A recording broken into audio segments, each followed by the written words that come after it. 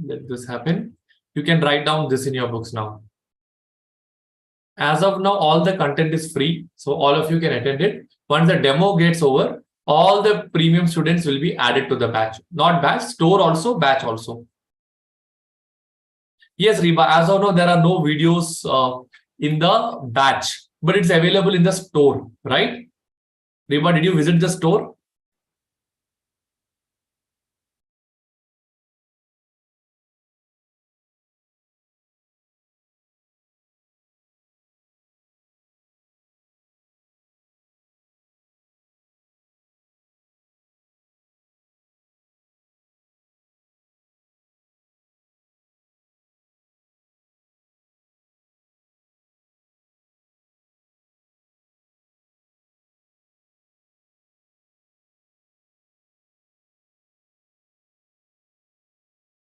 Hold on. In store, it's okay. It might show you as not subscribed, but still the free content is available for all of you, right? I'll just show you. Let everyone finish writing this. Yes, Reba, the handout, I'm sharing the soft copy with all of you since students are from all across India.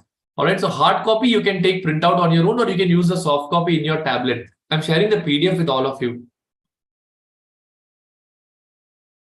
Okay, the PDF you're unable to download from the website, is it? I will solve it out very, very soon then. Okay, I'll arrange that PDF separately for all of you. Okay, done?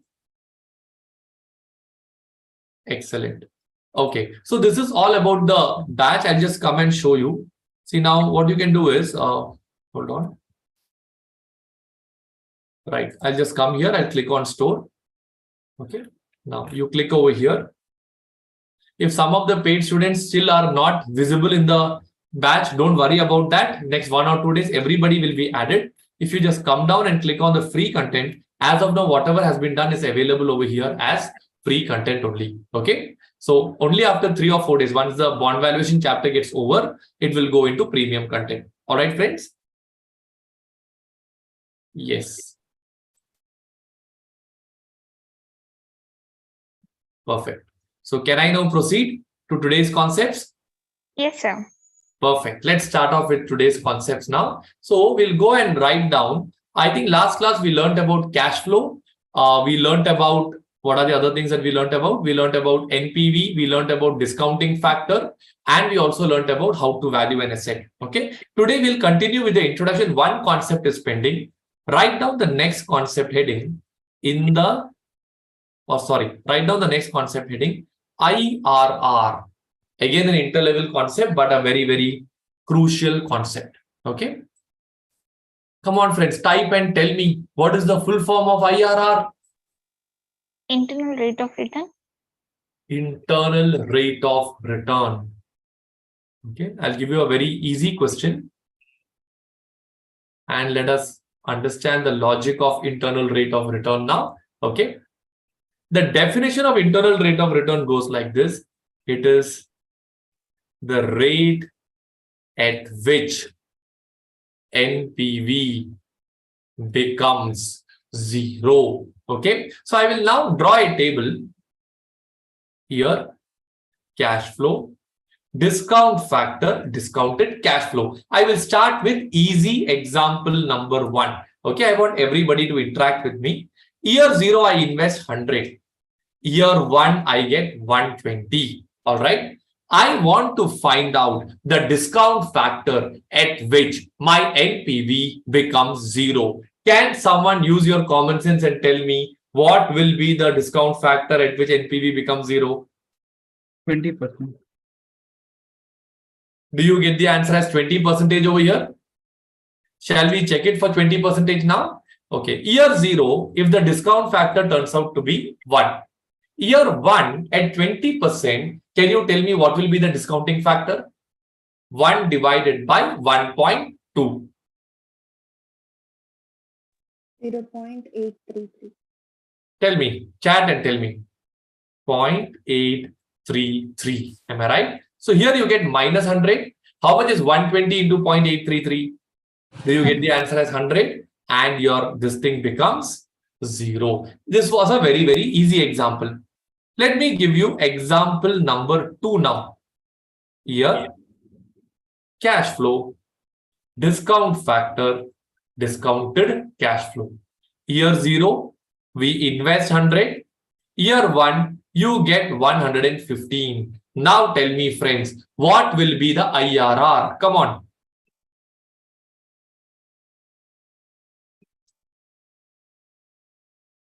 Tell me, friends, what will be the IRR? 15%. Wonderful. You get the answer as 15%. Again, a very, very easy question.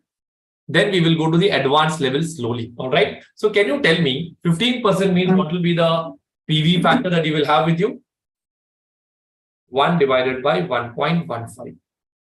Do you get the answer as 0.8695? So here you will get the number as minus 100. Correct?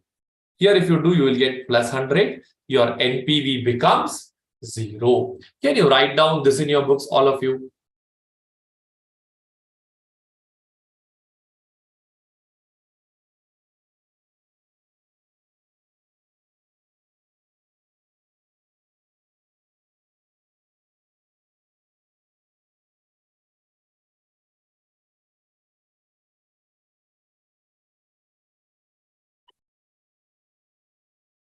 Yes, Saraswati.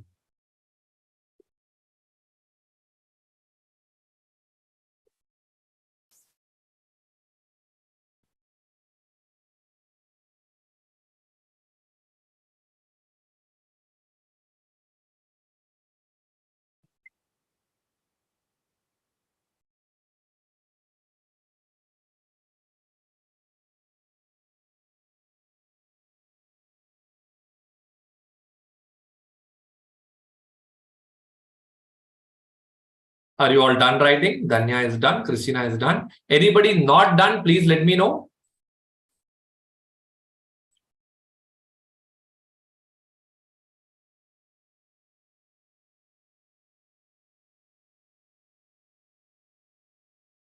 Also, I request all of you, if possible, please keep your cameras on so I can see you writing the notes.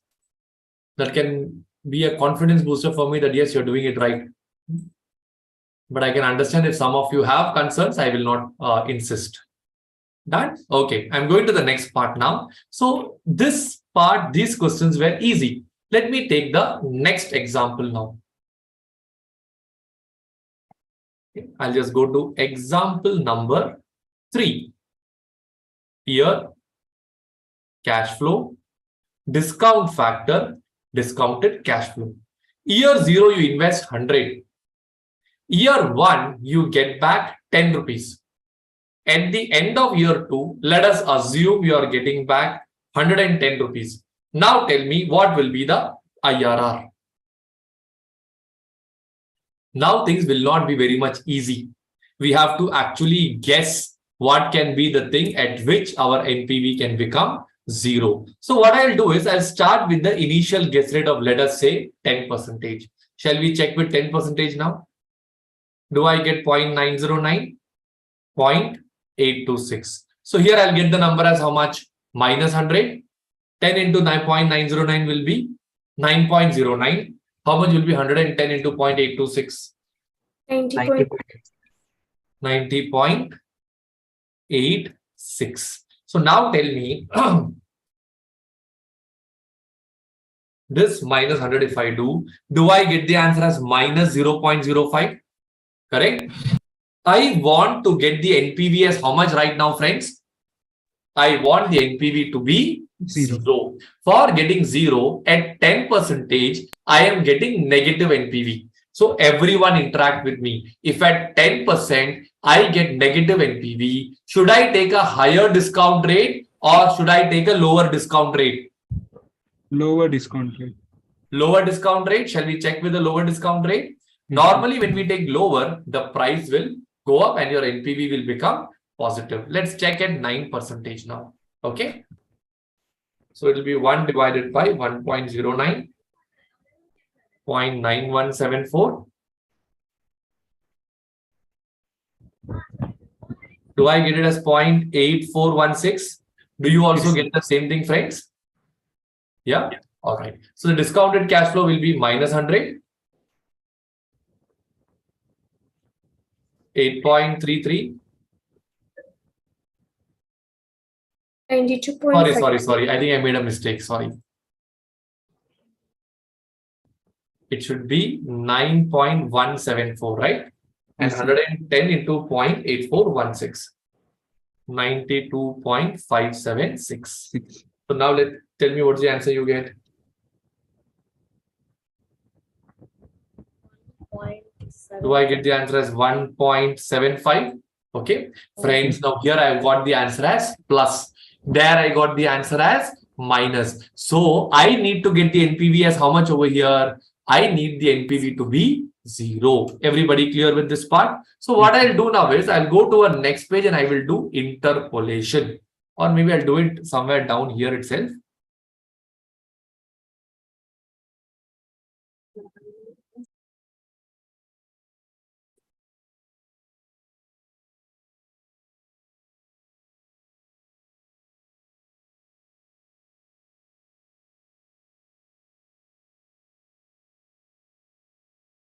All right.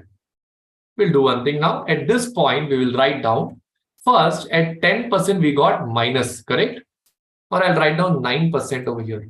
At 9% you get 1.75. At 10% you get minus 0.05. So now tell me what is the total distance traveled from here till here? 1%. 1%. No, 1.75 plus 1% is on the top. Below it will be 1.80. Are you clear? Whereas when you talk about the top part from here till here, we are traveling a distance of how much percentage? 1%. Okay. I want the NPV to be how much? 0. So I am looking at a distance from here to here. That turns out to be how much? 1.75. So from 9%, I want 1.75, whereas the overall distance turns out to be how much? 1.80. So I'll come down a little bit and I will write down over here 9% plus 1.75 divided by 1.80. I will get the answer as how much? 9.972%. This will be your IRR. And what we did over here right now is what we call it as interpolation. Is everybody clear with the concept of interpolation now? Can you please write down this in your books, all of you?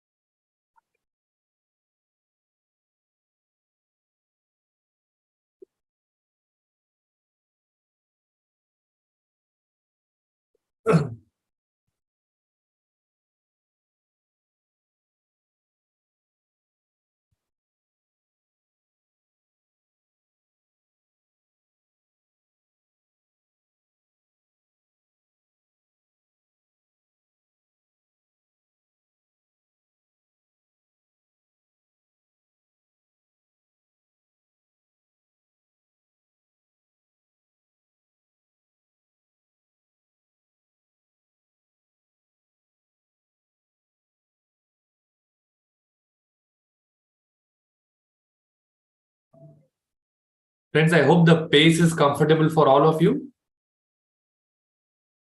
Yes, sir. Keep on chatting, okay? Keep on chatting. Yes, can I go down a little bit? Done, right? I'm going down a little bit.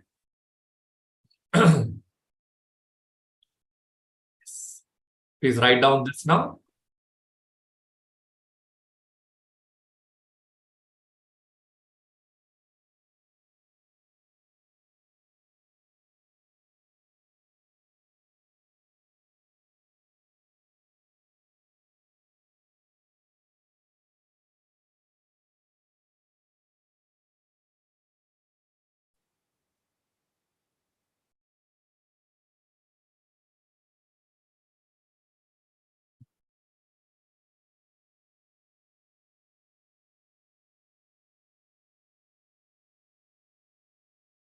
Perfect. Done. Can I go down? If anybody is not done, just message ND. I'm going down. Okay. But if anybody is not done, just message ND. I will go back up. Please write down the final part also. Fatima is still writing. I'm slowing down. Please write it down. We will go at a very moderate pace, friends, and we'll finish everything. Trust me.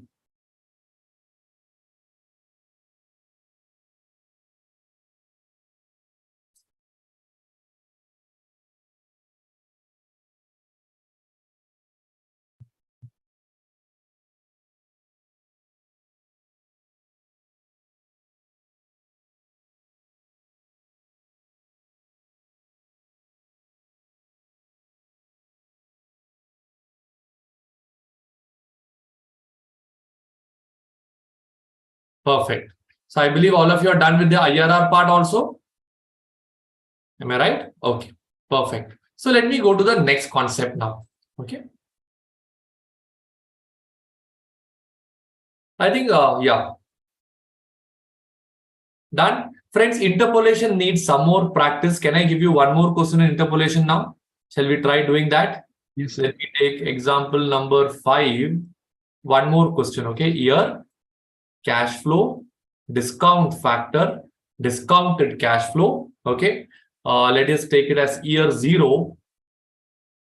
We are investing 100. Year 1, let me take 20. Year 2, I'll give 120. Okay. Now, let me take the initial guess rate as 20%. And based on this, you have to decide what will be the next discount factor and solve it on your own. Can you try doing this question on your own now, friends? Please do it.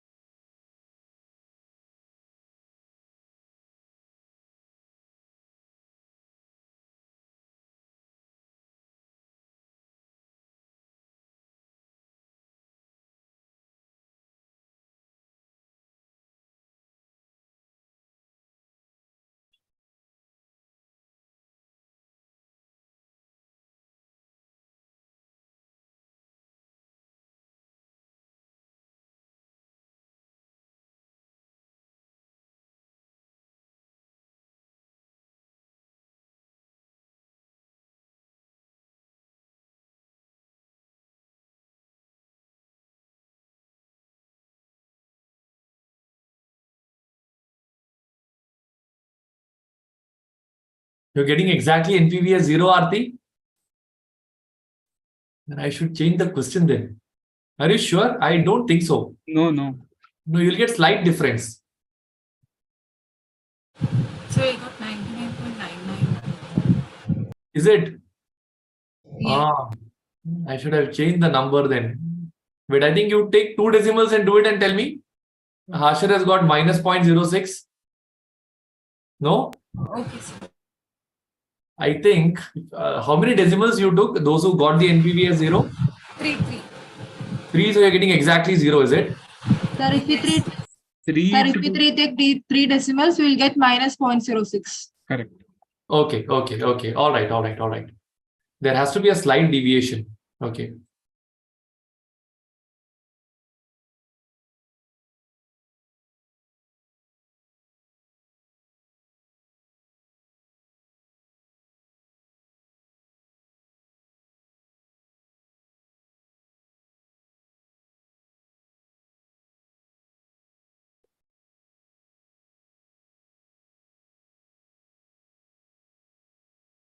Jinsi has got the answer as 18.98.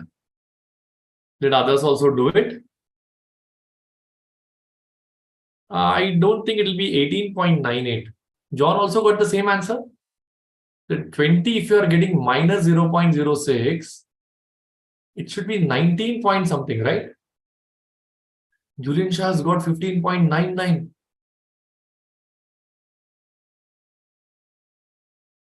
19.96 looks to be a logical number.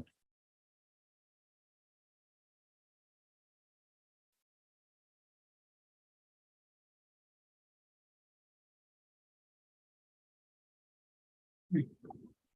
29.96. No. I am getting heart attack. That will never come.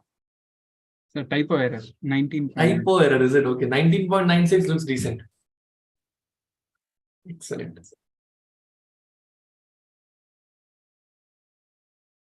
Maximum will try doing it on your own. Okay. So your brain will work. My brain has already worked.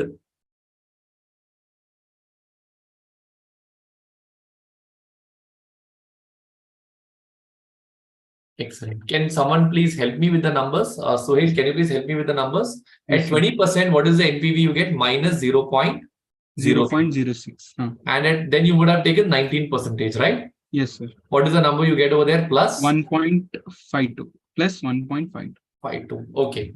So I'll just go down. I'm not putting the discounting factor, etc. For my satisfaction, let me put that also. Later on, should not have any confusion. 0.833.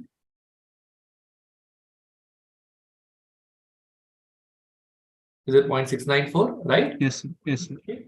So you will get minus 100 here. 6.66. 16.66. And what about the third one? 83.28. 28. Okay. Here you will be getting 0.8403, 0.706. That will be 1.00 over here. Minus 100 will come. Here you will get 16.806. 120 into 0.706, right? 84.7. That is 84.72. 72. So once you get these numbers, I have to go and do interpolation. Am I right? Yes. Okay. So now I'll do interpolation.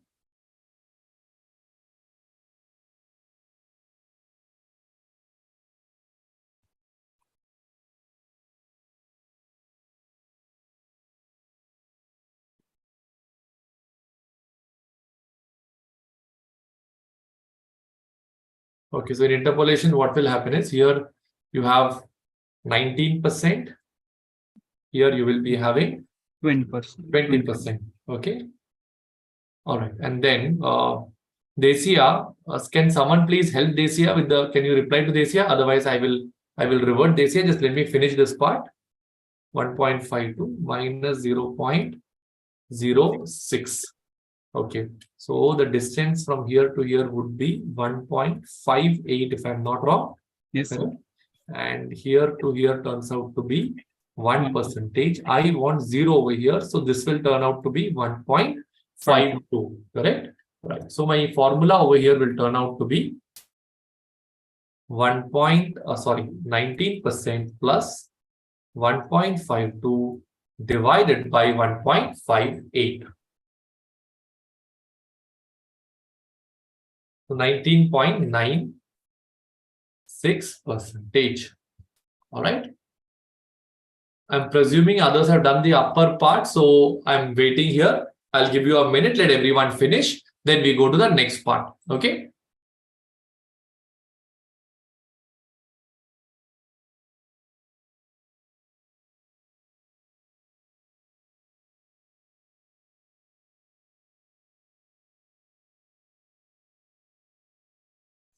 Sir, Yes, please tell me.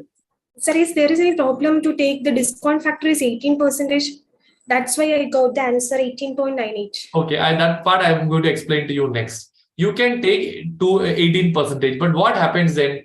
20%, 18%, what is the gap you're having over there? 2%, right? At the intermediate level, there are problems solved like that, but that doesn't give you the accurate answer. At the final level, always stick to 1% decimal gap. When you take 2, whatever deviation you get, you have to multiply with 2 again over here. Are you getting my point? So all that adjustments will create confusion for you. So better to stick with only 1 decimal at the CA final. Okay, Chris, you have a very good question. How many decimals are we supposed to take? Ideally, 2 is enough. Now, since this question was very close one, you had to take 3. Exam, 2 is enough. Or if the question already has a decimal, you have to take that. For example, international finance, you may have questions with 4 decimals. Do it like that only. Okay. And trust me, they will never ever cut your marks for taking 2 decimals or 3 decimals. Never. Balu, you made a formula: lower rate plus NPV lower rate divided by NPV lower plus lower higher minus lower. Is that the formula you learned for at the intermediate level? Yes, you can use all that. I'm just doing it conceptually. Because once you know the logic of this, things get easier. That's all. You can use that formula. You'll get exactly the same answer.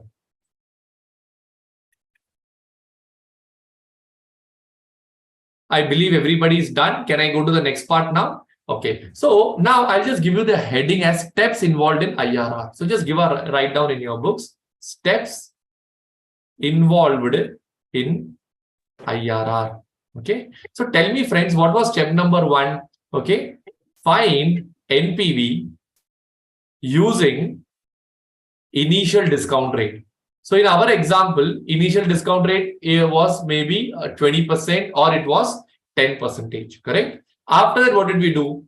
We found out the NPV using the second discount rate. Am I right? So once you did it using initial, then you did using second, then what did we do? We did interpolation. Everybody clear with this part? Okay. So some rules that I told you earlier. Rule number 1. Okay. Keep the gap limited to how much percentage, friends? 1%. 1%. Okay. Now some of you will get a doubt. In these questions, I could directly guess 10% or 20%. In the exam, question might not be so easy, right? So at that time, what you're supposed to do is always, this is found out using a formula called as YTM formula. I will teach you this in bond valuation. Okay. So initial guess rate can be found out using what formula? YTM, yield to maturity formula. Can you write down these steps also in your books now, friends?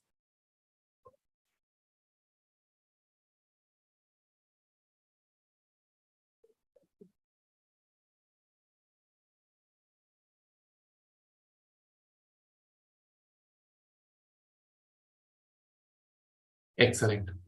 I think many of you are writing along with me. Perfect. You can do that. Okay. Shall I go to the next page now? Okay. So I believe we are done with this part and we are done with the concept of IRR. Now we will go to the next concept. Okay. In the long run, friends, if anyone is finding me fast, let me know. Okay. In the long run, discount factor and IRR will be the same. A crucial concept. Again, this concept, just like I taught you how to value an asset, that concept you will not find in any of the books. Okay. It is a concept that, I had myself introduced, and that's a practical concept. I'm just linking the practical valuation to your books. Same way, this one also, in the long run, discount factor and IRR will be the same. Is a very crucial concept, not there in your books. But once you learn this, you will learn the logic of yield, KE, KD, WACC, everything will be correlated with that one simple concept. Okay. Wait, Satya, you're still writing. Please write it down. I will wait for you to finish.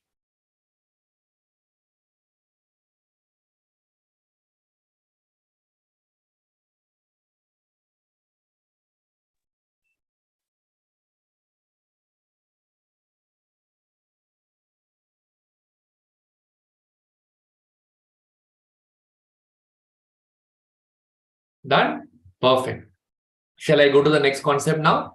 This concept, listen very, very carefully now.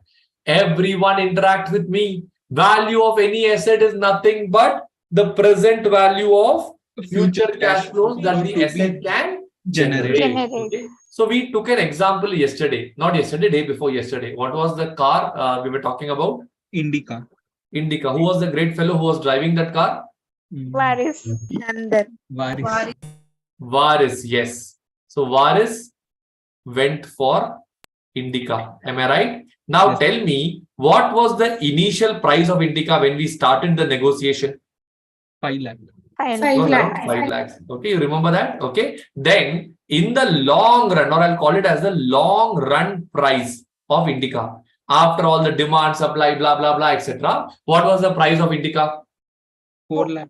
4 lakh 54,545. 4,54,545. Everybody clear with this part? Okay. Now, at this point, I want to find out the NPV of Varis. So I'll draw the table here. Cash flow, discount factor, discounted cash flow. Year 0, how much money is Varis investing? 4,54,545. Am I right? At the end of year 1, how much money is he getting back? 5 lakh. How much was the discounting factor? 10%. So here it will be 1. Here it will be 0.909. So we'll get minus 454,545. And here I'll get plus 454,545. Am I right? What is my NPV that I get over here now? 0. Now everyone interact with me. The rate at which NPV becomes 0, what do we call that rate? IRR. IRR. So can I say that 10% which I told is his father's business return is also nothing but the IRR? So from this, I will make a theory that in the long run, okay, due to demand and supply, okay, price of any asset, not only Indica, price of any asset will move in such a way, okay, will move in such a way that NPV becomes 0. Hence, at this point, discount factor will be equal to what? Discount IRR. factor will be equal to IRR. So can I say in the long run, discount factor and IRR will be the same. Are you clear with this part now? Can you write down this concept in your books now, all of you?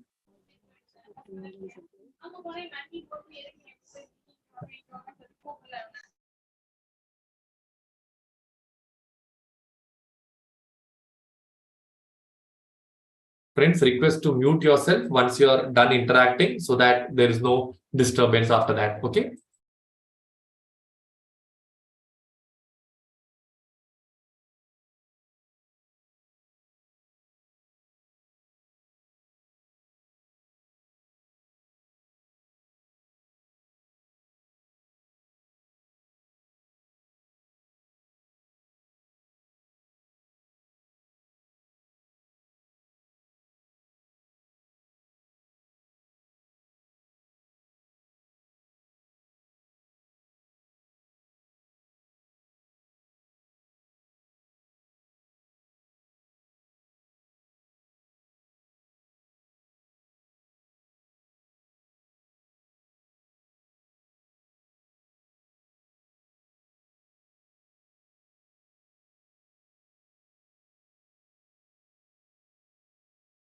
Are you all done? Did others also finish? This is good speed, yeah. Keep it up.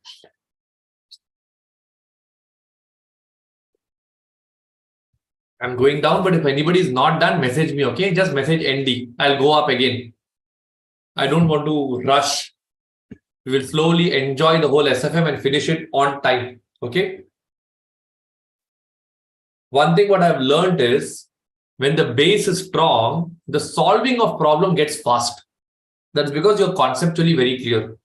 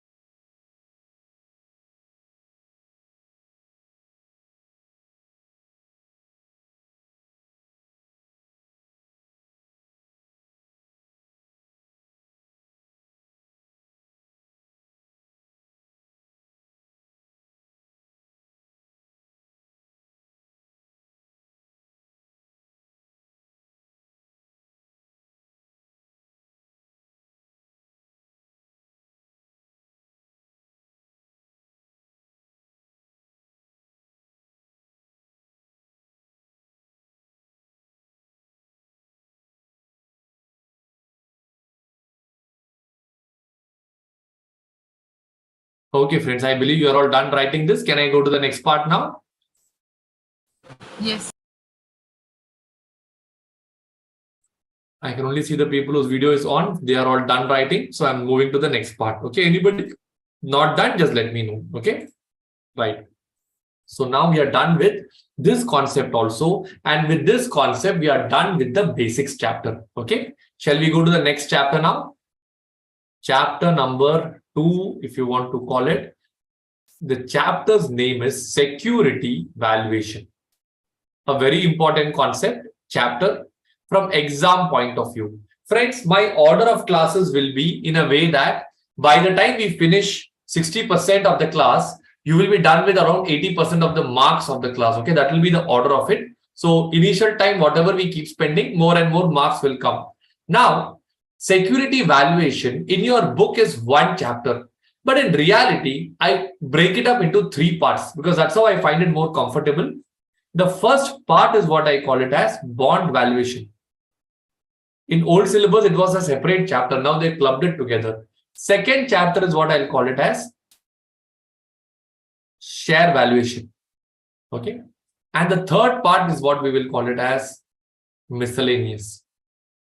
Okay. So there you'll have preference shares, you will have rights issue, etc. will come over here. Okay. So can you please put this chart in your book? So we are starting off with what? Bond valuation.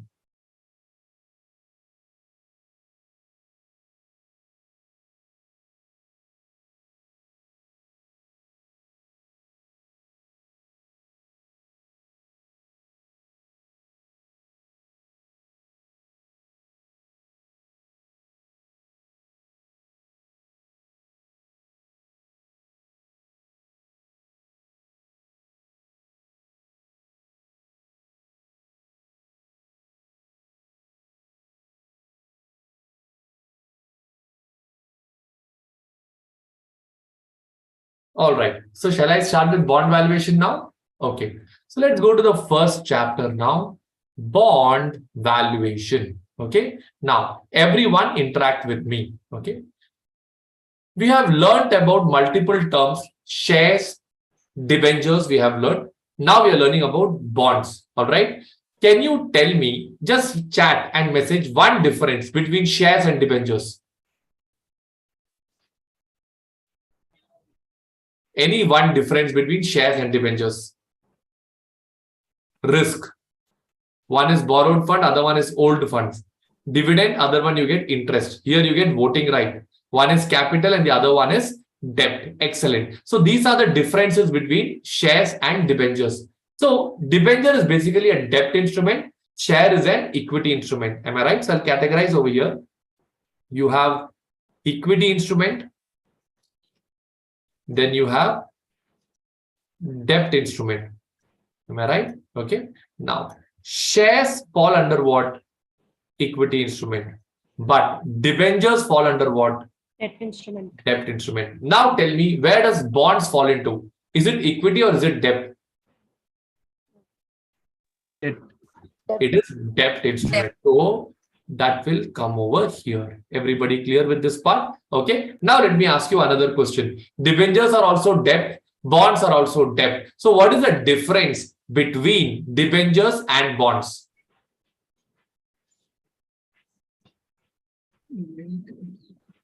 What is the difference between debentures and bonds? Debentures, every year we need to pay. Bonds is on the maturity we need to pay. You mean to say, are you talking about the interest part? Yes, sir. Okay. Bonds also you have to pay every year itself. Debenture also every year itself. Yes, some of you are telling it right. Debt or debentures are normally these are issued only by private organizations. Okay. Whereas bonds are issued normally by governments and sometimes by corporates also. So there are corporate bonds and there are what? Government bonds. But however, government has a control over the bonds. So now tell me, hold on, which is having more risk, which is less risky?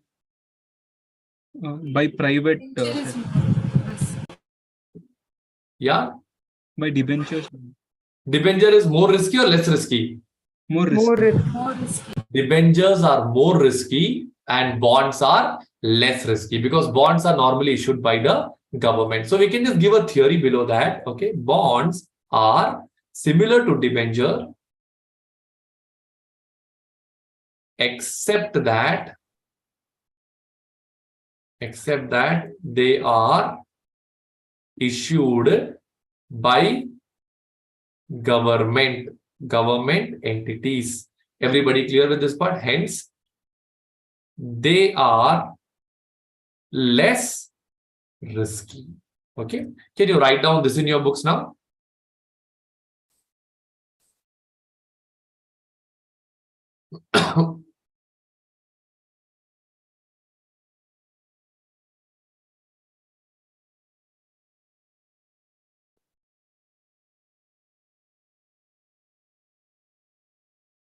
Good speed, everyone.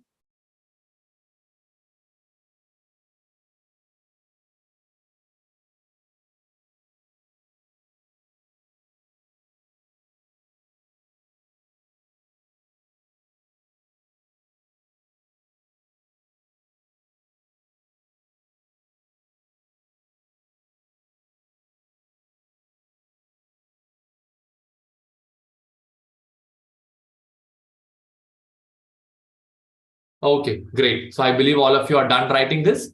Okay, I would like to show you. Wait, Varis, please write it down. Let everyone finish. Let everyone finish.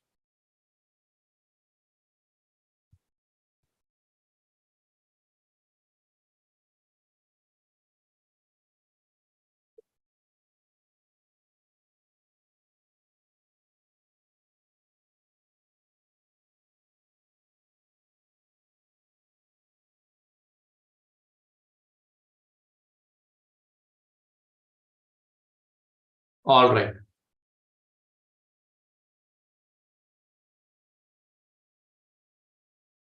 I believe all of you are done writing this now. Perfect. Okay, friends. So if you are done with this part, let me just show you how this practically works. As I told you, this class will be a mix of both practical as well as the exam-oriented session. I'll spend 5 minutes now showing you how this works practically. I have a Zerodha account through which I will show you. And later on, if you are all willing, I don't mind investing some money here. You recommend where to put that money. I will put that money for you. Okay. What was the password?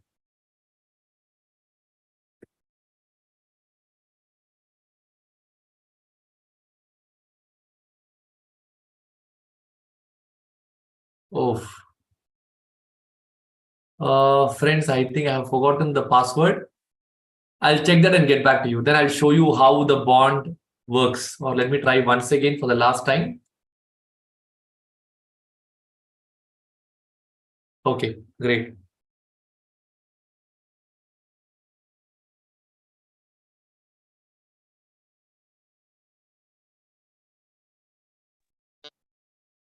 Okay, friends, I think the code will be coming in a different number. Give me a day's time. I'll show you how this tracking works.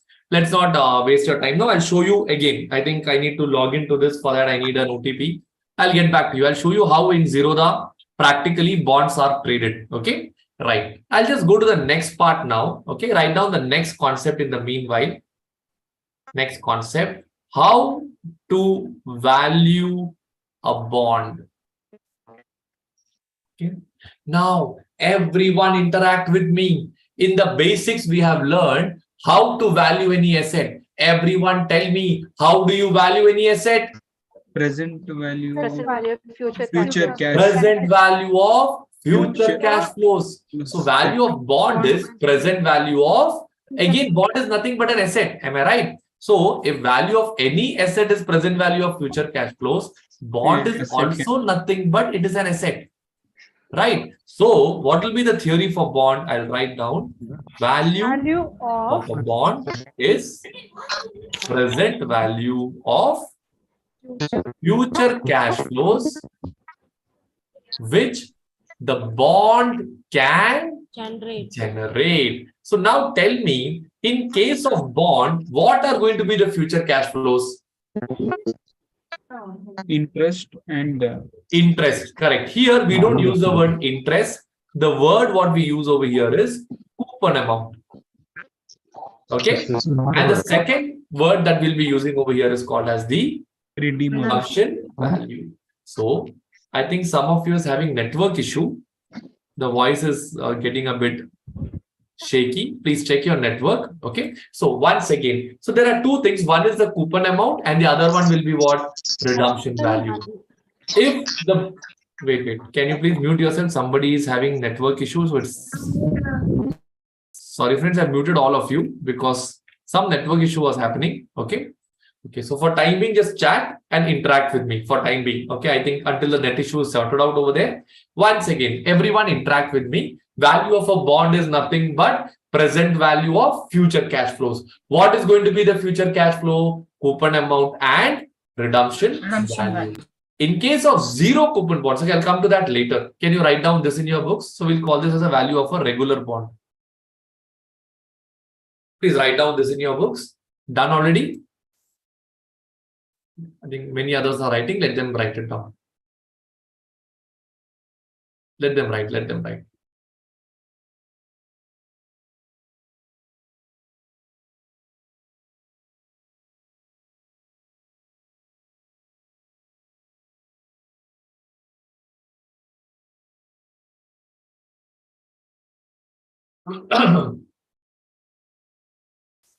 All right, friends. Are you all done writing this? Okay. Below this only, I will write down one more point. Okay. Value of a zero coupon bond. Friends, what do you mean by the word zero coupon bond? In zero coupon bond, will you have any coupon? No. What will only be there in zero coupon bond? Only the redemption value. Value of zero coupon bond is also nothing but present value of future cash flows. So what are the future cash flows over here?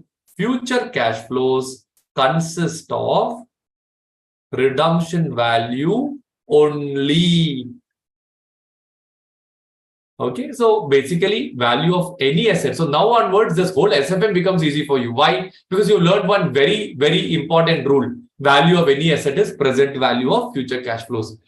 Textbooks normally confuse you because they treat everything differently. Here we'll treat everything as one. So it becomes easy for you to remember.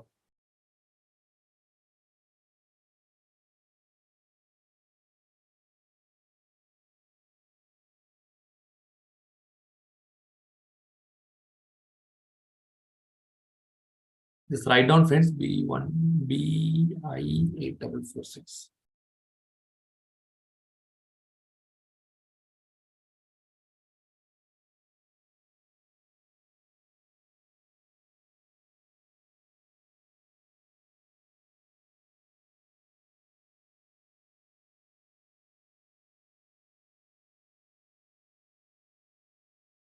Are you all done writing, friends? Yes, sir. Okay.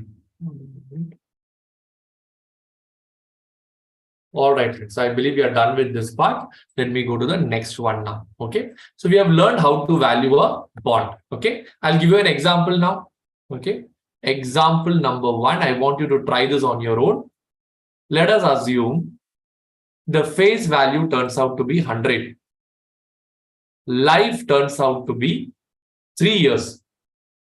Okay.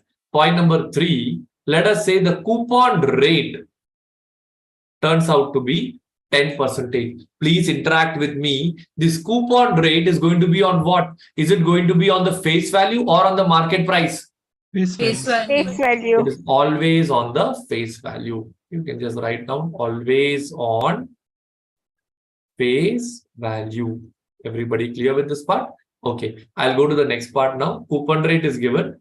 Let us assume the redemption value after 3 years will be 110 rupees. Okay. So now tell me how, and the discounting factor, here we call the discounting factor as yield. I will teach you this as a next concept. Okay. Let us assume the yield turns out to be 12%. So everyone interact with me. How do we find out the present value of the bond? Here, cash flow Discounting factor, discounted cash flow. Everyone interact with me now. What is the life I have told you over here? 3 years. So year 1 to 3, you will get the coupon amount. Everyone tell me how much will be the coupon amount that you will get?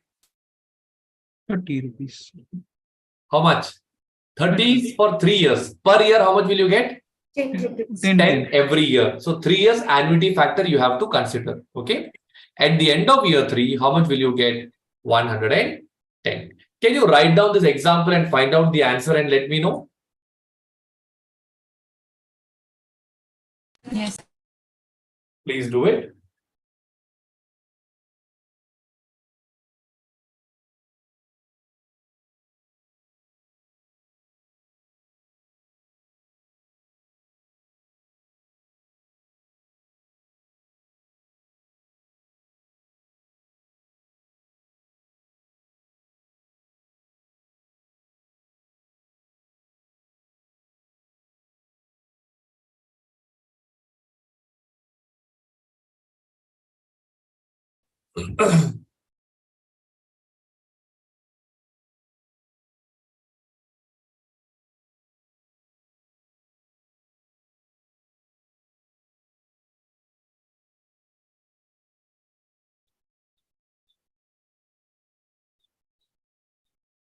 The time that you do it, friends, can I just try this again?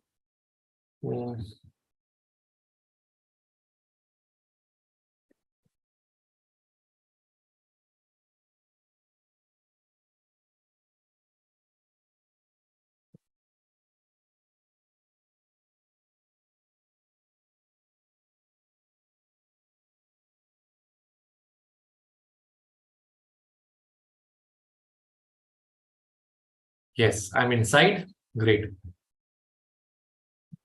Okay. Do you get the answer as 102.22? All of you are getting the same answer? Brilliant.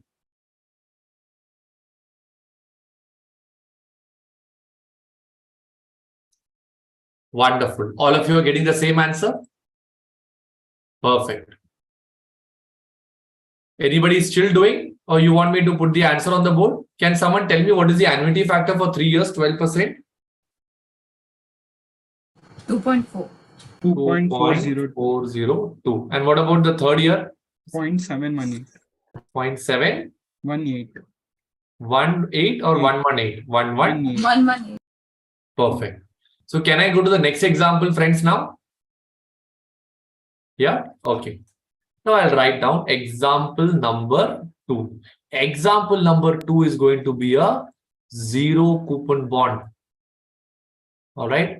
This bond has a face value of 100 rupees. Okay. Here, the coupon rate will turn out to be 0%. Life turns out to be, let us say, 3 years.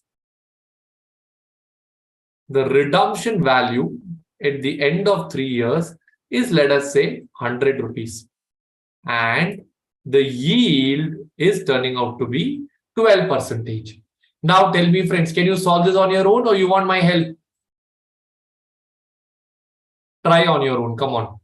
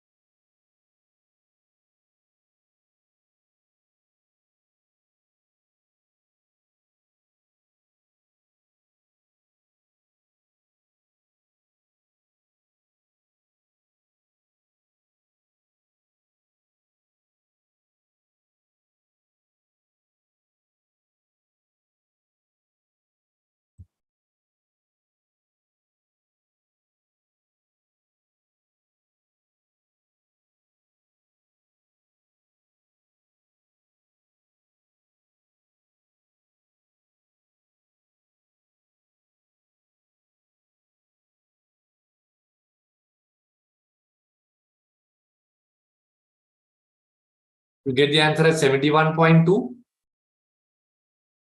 Yes, sir. Excellent. Let me just do it here.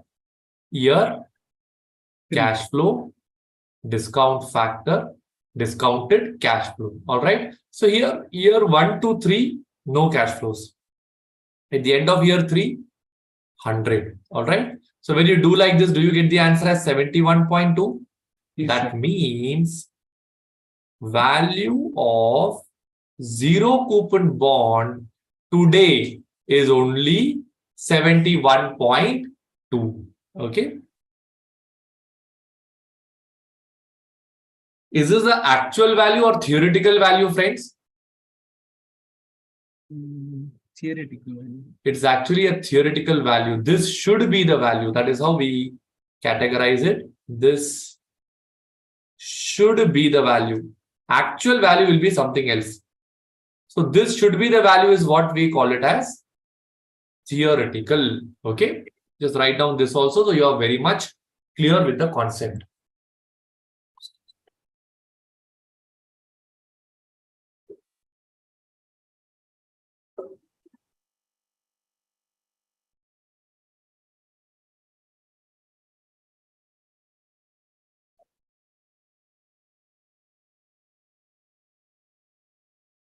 I believe all of you are done. Can I go to the next part now?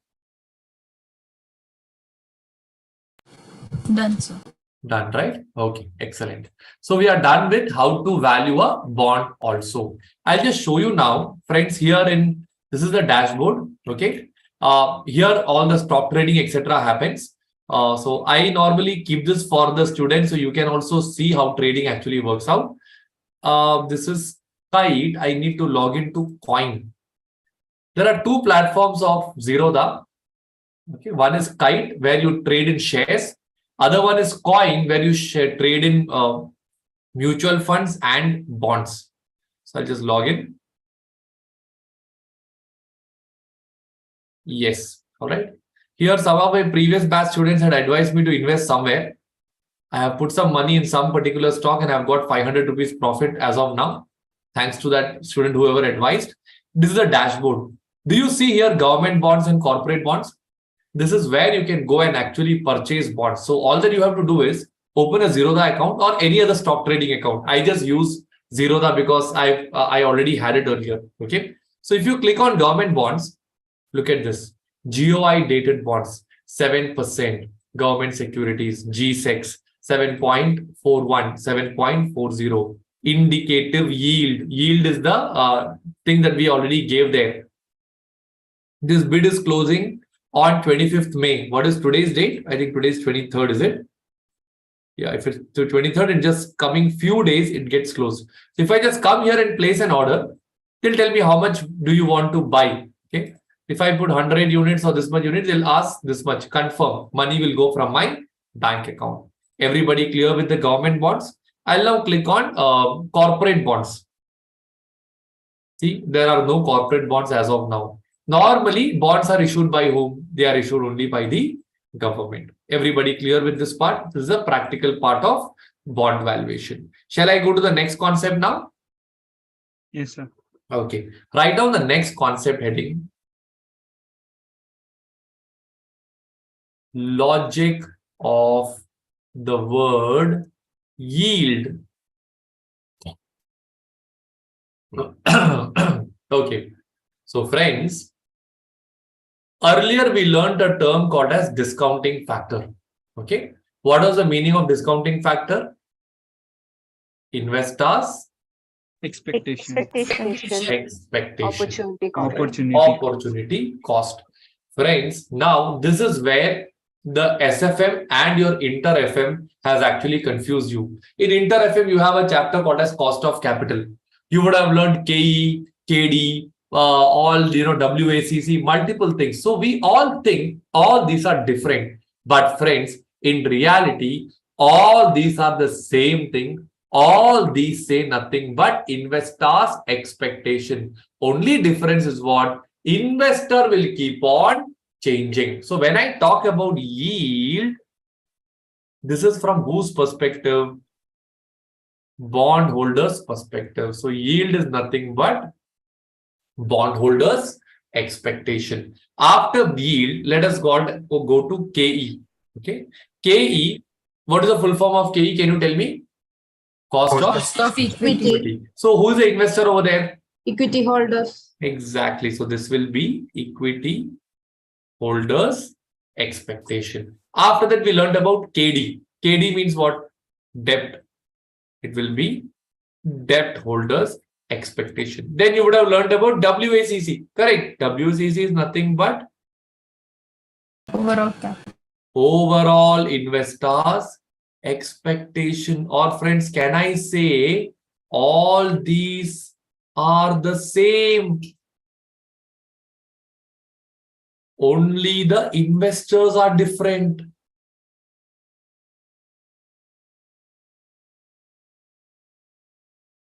Can you write down this in your books now?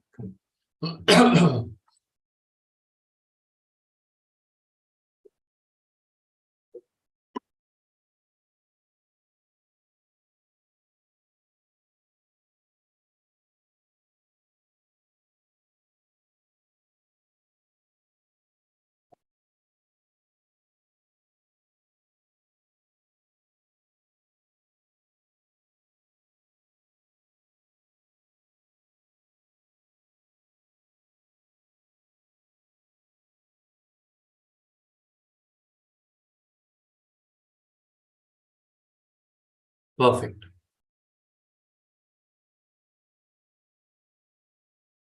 Done writing this? Okay. Now, friends, let me ask you a question. Wait, let everyone finish writing. Some are still writing. Let them finish.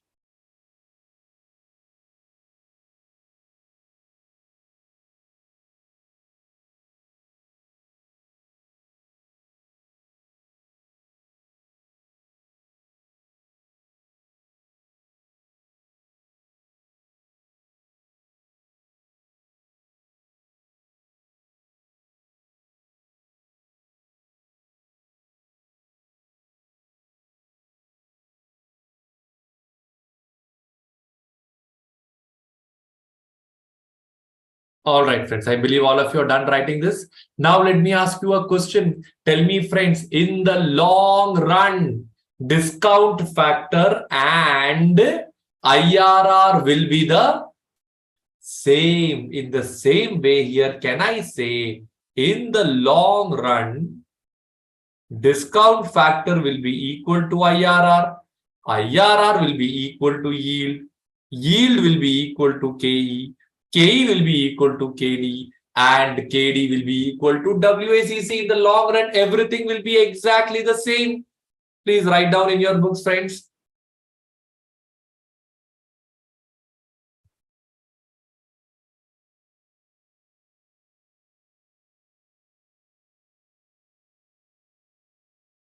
Okay, so I believe you're clear with the concept of yield. I'll go to the next page now. Okay, right. Now, next page, you can write down the next concept heading. 5 types of yield. Friends, there are mainly 5 types of yield that comes over here. All right. Now, why 5 types? All are actually the same, but only they are for different types of bonds. So I'll just give you the type and what comes under that. Okay. We have something called as a perpetual bond. Okay. Then we have something called as zero coupon bond. Okay. Then we have something called as regular bonds. Okay. So whenever you have a perpetual bond, we use the formula for current yield. What is the yield that we are getting today? All right. Zero coupon bond, we can use 2 types of concepts. One is called as bond equivalent yield.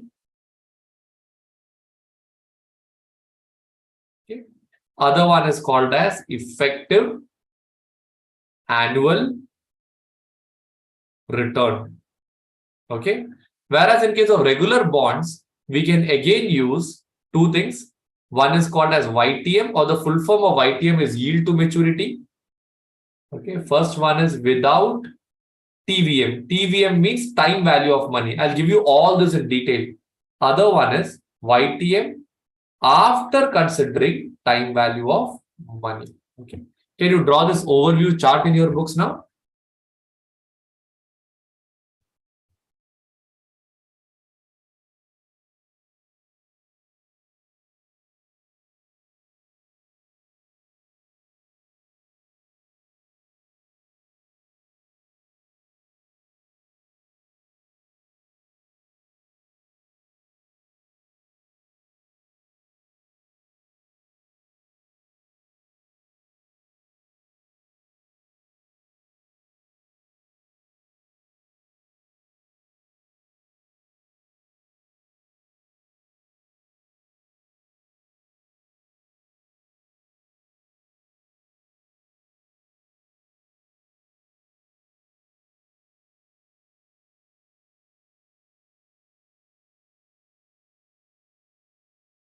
All right, friends. I believe all of you are done writing this. Can I go to the next part now? Wait, let everyone finish. I think the speed is going up slightly. I'll slow down.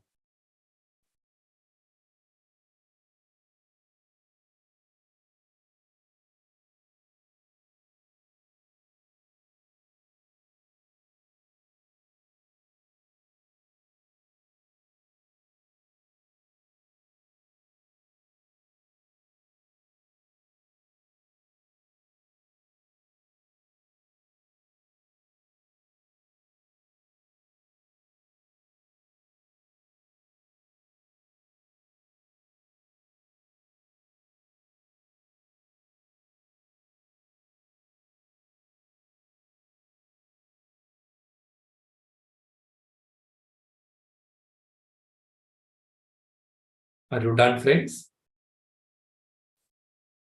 I hope the internet is stable here. Little bit of power fluctuation I can see. Done, right? Okay. Excellent. Fine. Let's go to the next part now. Okay. So we are done with the 5 types of yield. I'll now explain to you these one by one. We'll start with current yield. So you can write down the next sub-concept heading.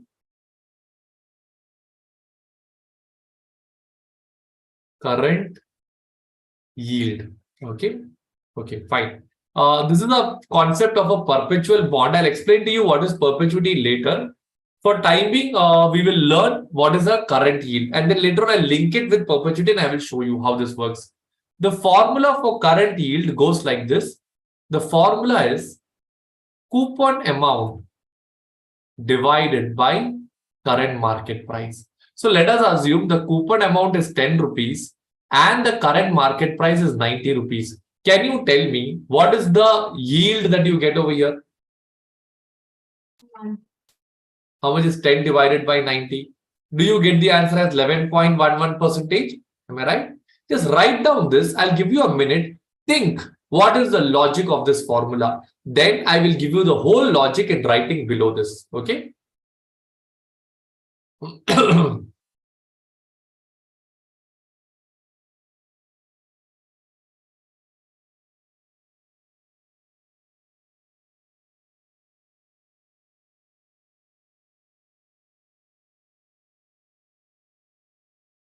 All right. Shall I give you the logic now?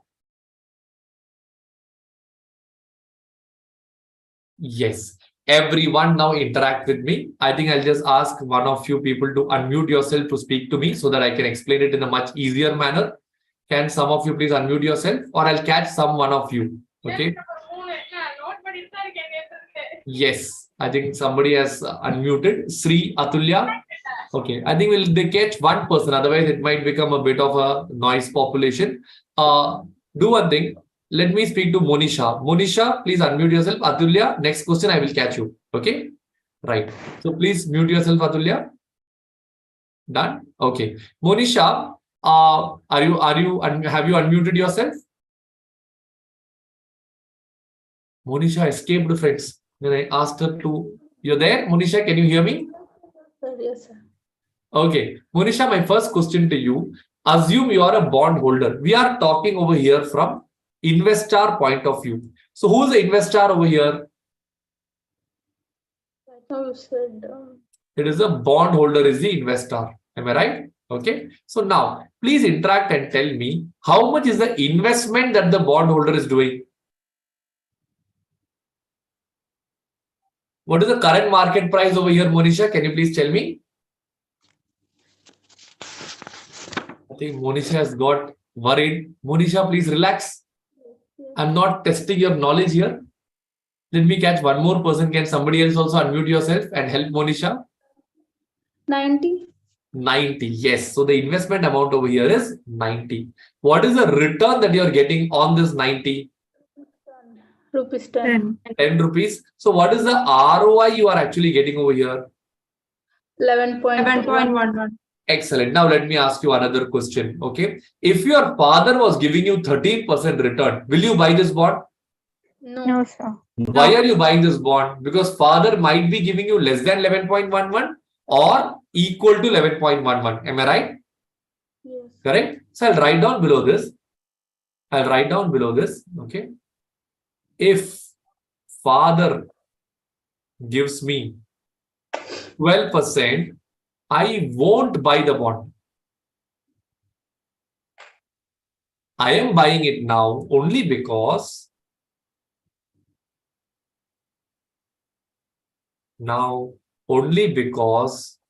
father gives less than or equal to how much, friends? 11.11%. Therefore, whatever father gives me is actually my expectation. Hence, 11.11% becomes my expectation. Are you all clear with the logic of this formula now? Can you all please write down this in your books?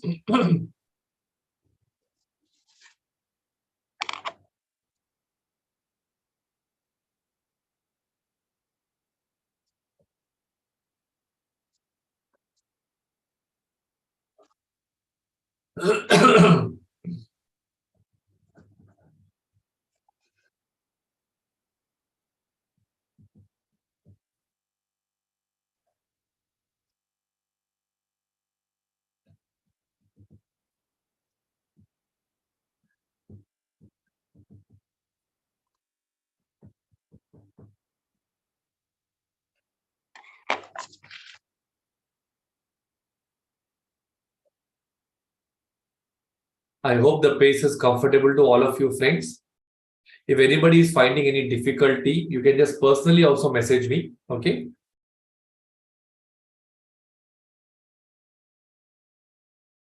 I want to ensure we are at the right pace.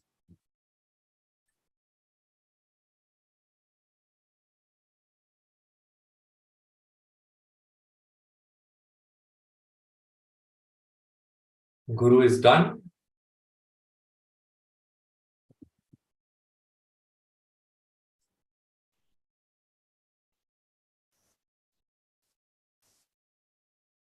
Excellent. Fine. I believe all of you are done writing. Can I go to the next page now? Okay. So we learned the first concept, that is the current yield. Everyone interact with me. I have given you 5 types of yield. What are the 5 types of yield? Vedisha is still writing. Others interact with me.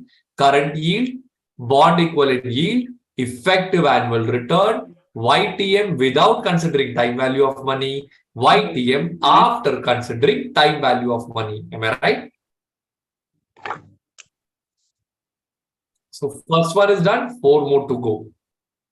Hopefully we'll finish all the 4 today itself. One moment, friends. Is there any problem with the internet?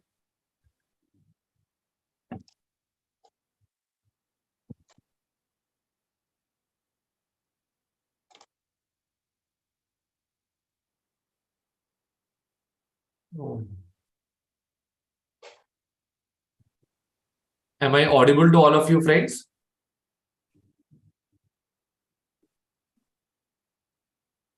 Yes, sir. Comfortable, right? Speed is little less. Normally it's supposed to be 100 Mbps. I'll sort it out by tomorrow. I'll get a cable so that that issue is sorted out.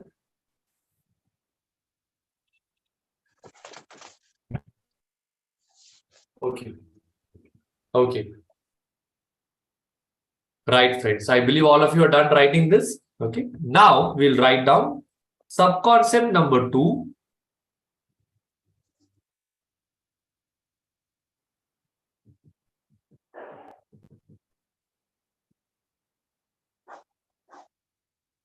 Bond equivalent yield. Okay. Again, I will give you the example number formula first. Then I will tell you the logic. So the formula goes like this. Discount amount divided by current market price. Okay. I'll give you an example now.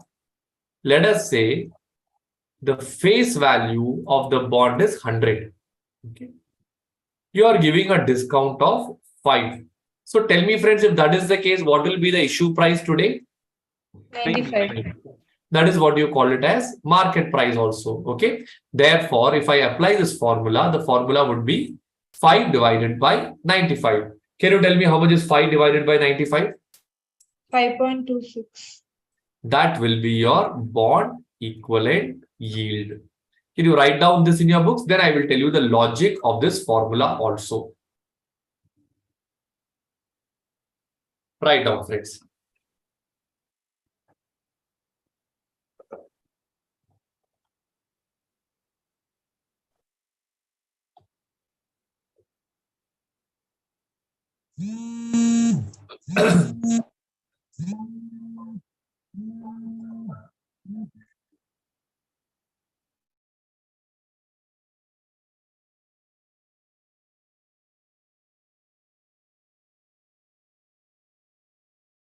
Are you all done writing, friends?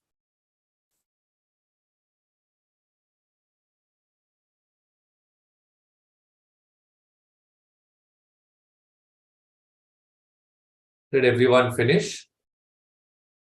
Done? Okay.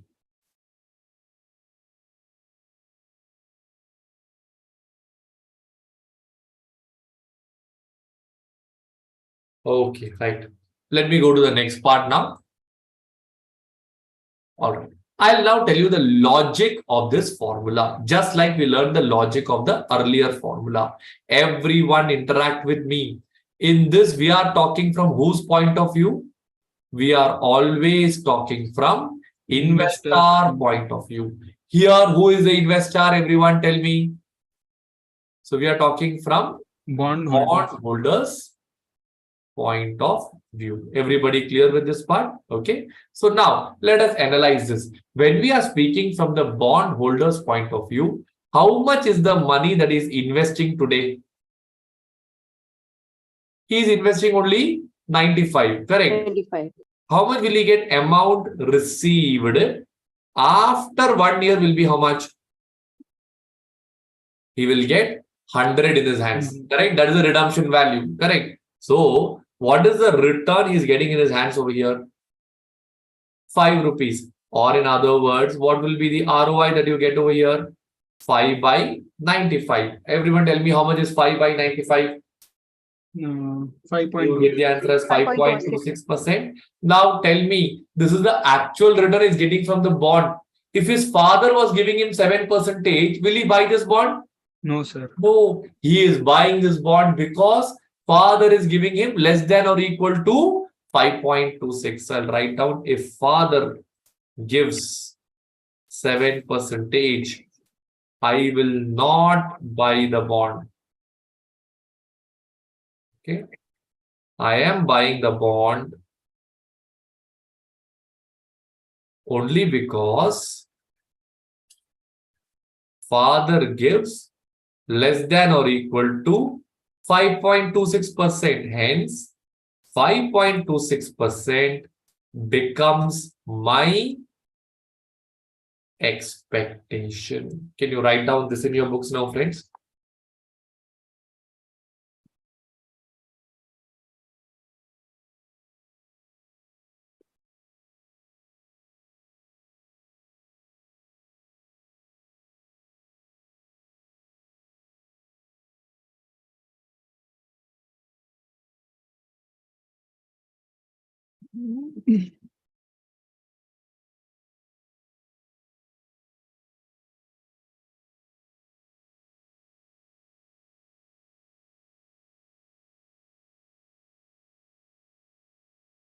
Many are already done.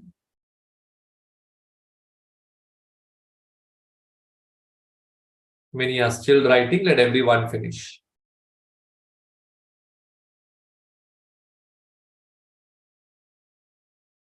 Attend the class live itself, friends. Finish it off along with me. Otherwise, once you go for recorded, it may drag. Let everyone finish. I'm slowing down.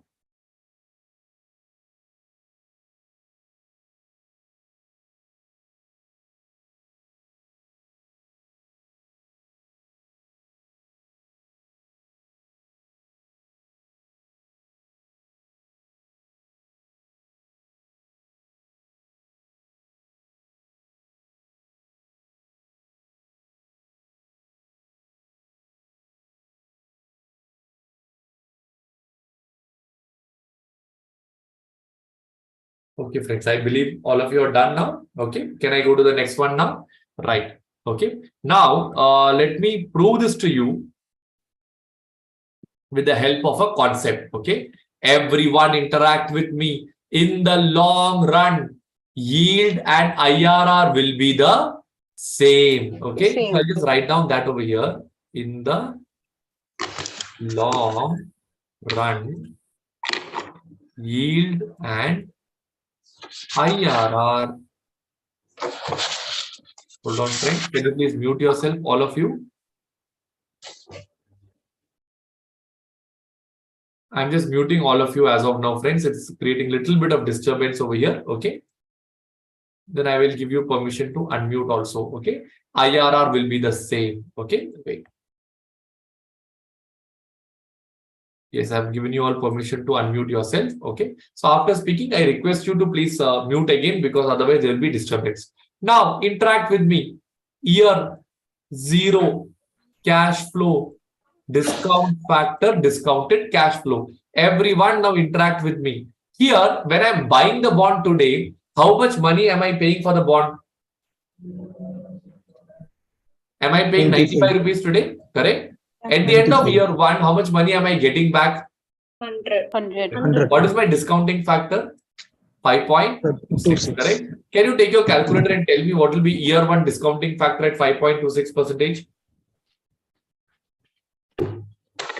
1 divided by 1.0526. 0.95. You get the answer as 0.95. So minus 95 plus 95. How much is your NPV? 0. Hence proven that in the long run, yield and IRR will be the same.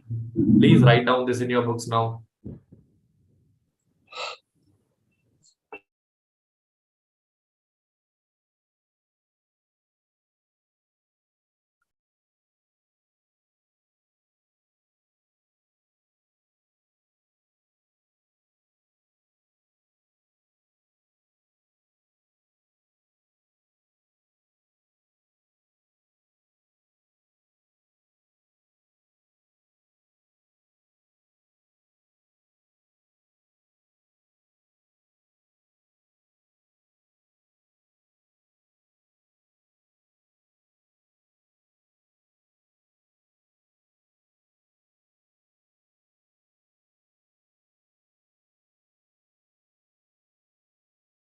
I believe all of you are comfortable with the pace as of now, friends.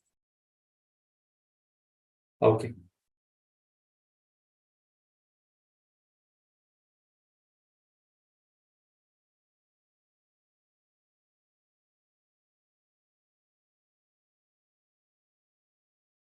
Perfect.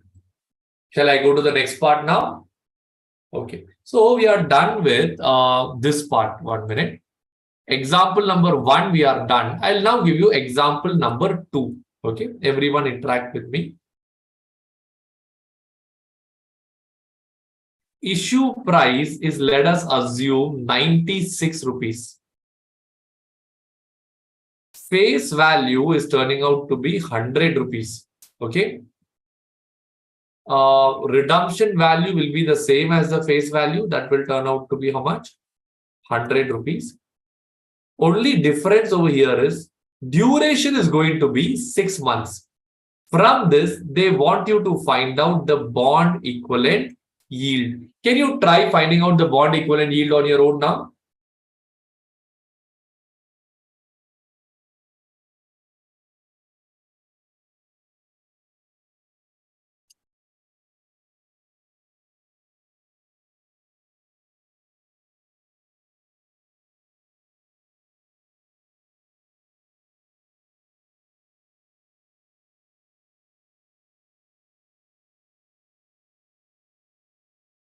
Work it out and tell me what will be the bond equivalent yield. 4.16%. Shall we check that? Let others also do it. Let's wait.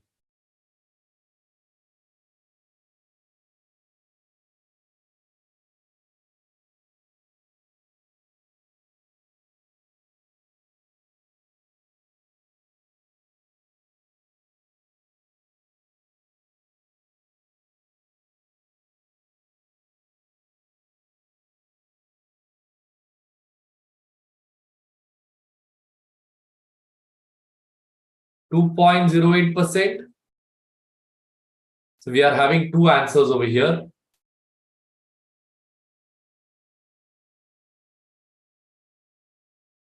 All right, I will do it on the board. Friends, tell me now what is the formula for bond equivalent yield? It is discount amount divided by current market price. It will be 4 rupees is the discount divided by what is the current market price that we are having? Sorry, not 100. What is the current market price? 96. So can you tell me when you do like this, what is the answer you get over there? Do you get the answer as 4.16%? All right. Yes, sir.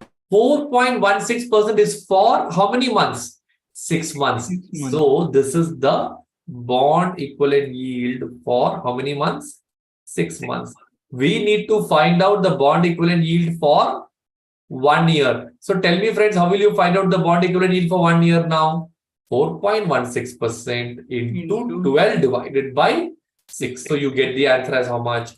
8.32%. Can you write down this in your books now, all of you?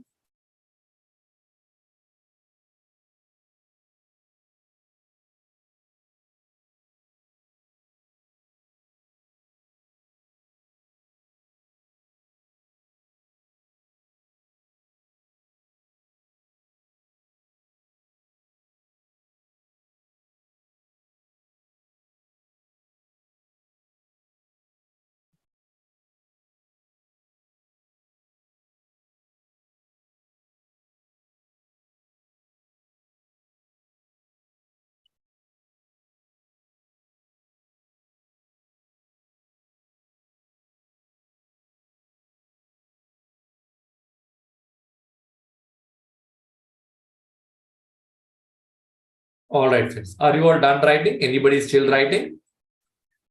Once you're done, just type D. So once I see 5 or 6 done, I would presume that others have also completed.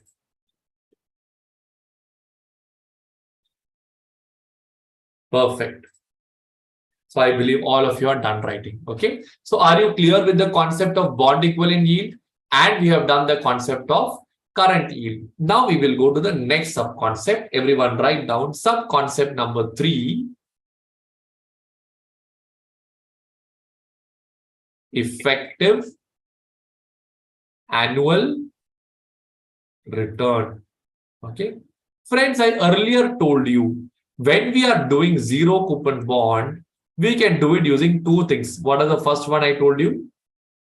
First one is bond equivalent yield. And what is the second one? Effective, not actually, effective annual return. Am I right?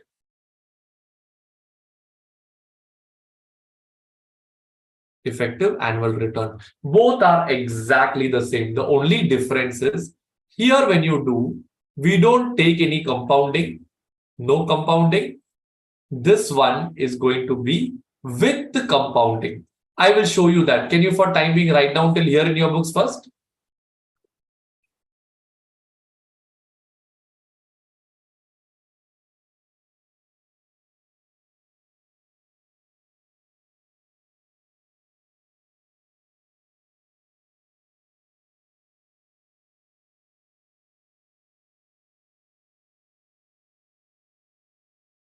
Done? Okay. Now we will take example number. Everybody is done? No, some are still writing. Don't rush, we will go slowly. Relax and do it.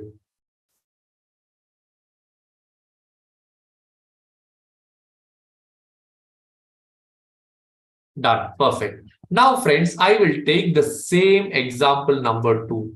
Face value was how much in example number 2? 100 rupees. What was the issue price? If I'm not wrong, I took 96 rupees. Correct? Duration was how many months? It was 6 months. So here what we will do is, we will first find out step number 1. We have to find out the bond equivalent yield for 6 months. That's something what we already did earlier, correct? So what is the formula? 4 divided by 96. So everyone tell me how much was the answer you got over there? 4.166%. After this, step number 2, we will find out the effective annual return. How we will do this is, we will do compounding. Okay. First, I'll give you the formula. Then I will show you the same with the help of a graph.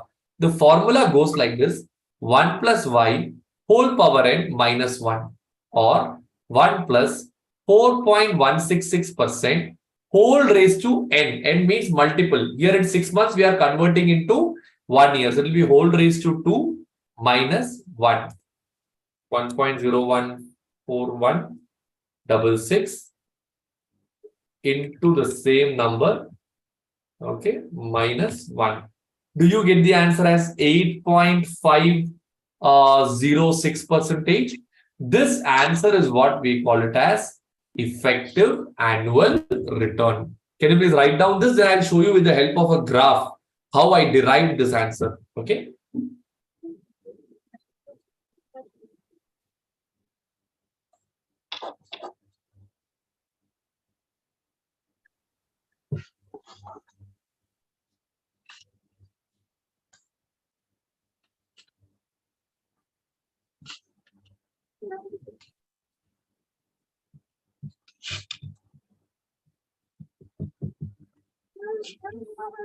Today we are learning all the concepts.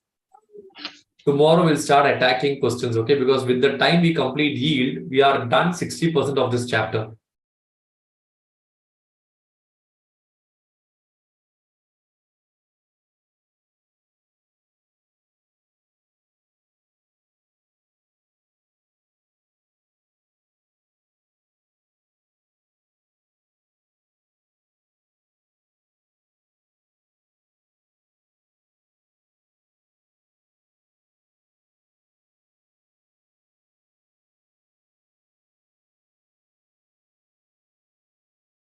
Okay, Shravanya, good doubt. Why n is equal to 2? N is basically the number. I'll just explain all that to you. Okay.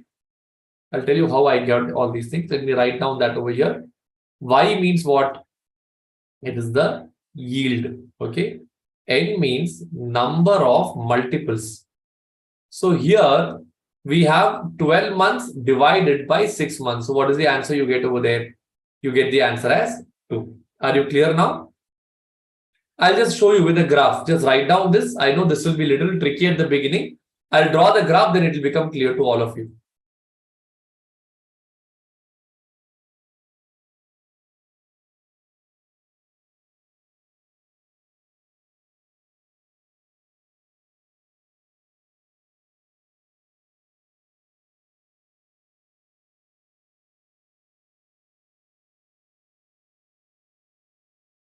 Roshni is done. I'll slow down a little bit because the concepts are getting tougher. When the concepts get tough, you need to absorb it. So I'll go a little slow here now. Okay.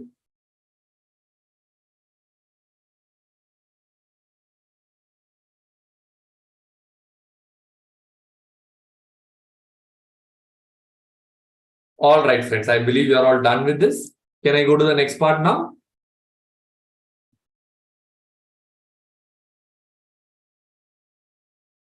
I believe yes. I can see everyone done writing this. I'll show you how this has been derived. Okay. So I'll give a heading called as logic of effective annual return using graph or chart or whatever you want to call it. Okay. Now everyone listen very, very carefully. How much is the issue price of the bond at the beginning? Can you tell me? 96. 96, right? Okay, so I'll put that here first.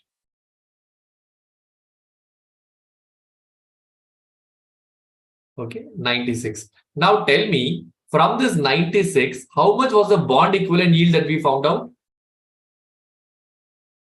96 plus 4 point, how much percentage? 166. Okay, can you tell me, take your calculator and tell me how much is 96 plus 4.16 percentage? 99.99. Do you get the answer 99.99, or can I say this is nothing but 100? Yes, sir. Am I right? Okay. Now, so what happens for the first 6 months? Your 96 becomes 100. You agree with me? Okay. Then for the second 6 months, 100 will be compounded at how much percentage again? 4.16 percentage. Am I right? Can you tell me how much is 100 plus 4.16 percentage? 104.16. Are you clear with this number also? Okay. Now, 96 has become how much? 104.16. I'll write down below this. 96 in 1 year has become 104.16. You all agree with me till here? Okay. Now tell me, if you're clear with this part, can I indirectly say, so the return over here is nothing but 104.16 divided by 96? Yes or no? Correct? Or you can take 104.16 minus 96. That will give you the actual amount in percentage. Let's do it that way. 104.16 minus 96. How much is 104.16 minus 96? Is it around 8.16? Yes, sir. Divided by from the base of how much? 96. Can you tell me how much is 8.16 divided by 96 in percentage terms? 8.5. Do you get the answer as 8.5%? Is that exactly the same answer you got earlier? Just go and check.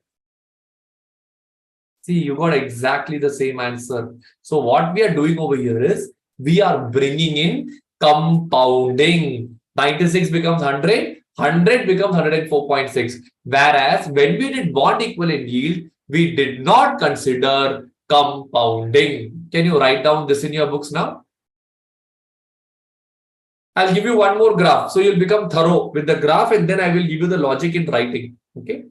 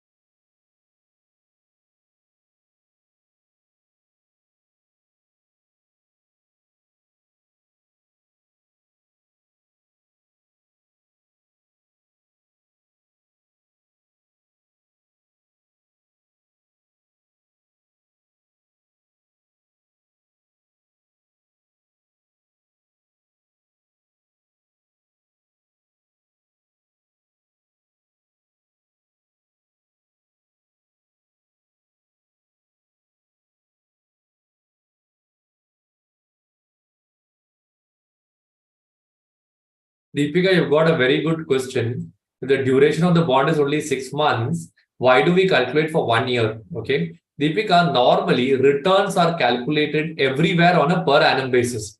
Correct? So had I done this for one more time, how much money would I have got? So we never, normally when we do it for annual basis. That's the only purpose. If you don't want to do an annual, do it for 6 months only, no problem at all. But normally we do everything annualized return. Okay, how much am I getting in 1 year? That way people compare. That's all. Okay.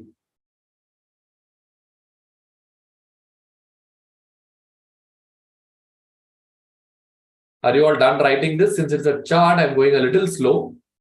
Everyone done writing? Perfect. Yes. Excellent. Okay. So I will now give you one more way to understand this. Okay. Do you remember you have learned the future value as in your foundation? You must have learned the formula P into 1 plus R whole power N. Do you remember this formula? Yes, sir. This was a formula for compounded returns. Am I right? Compounded future value, I can call it. Okay. So I'll just write down logic method 2. Earlier was logic method 1. Now this is logic method 2. So here my principal amount is how much? 96 rupees. Correct? Into 1 plus, how much was the return? 4.16% whole power 2. Can you do this and tell me what answer you get over here?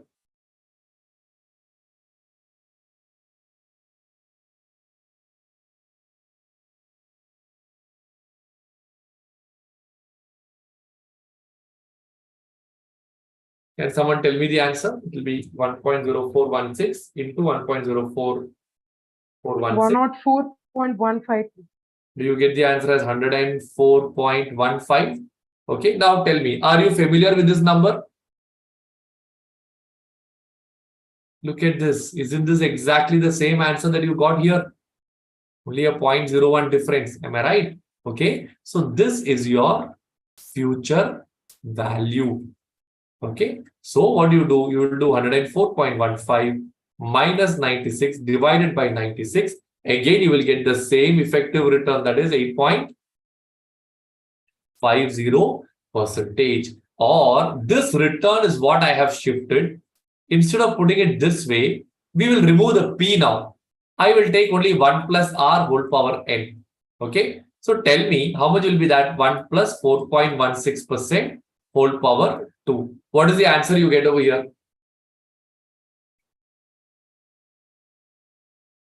$1.084. Do you get the answer? 1.085 as the answer, correct? From this, I am supposed to remove 1. Am I right?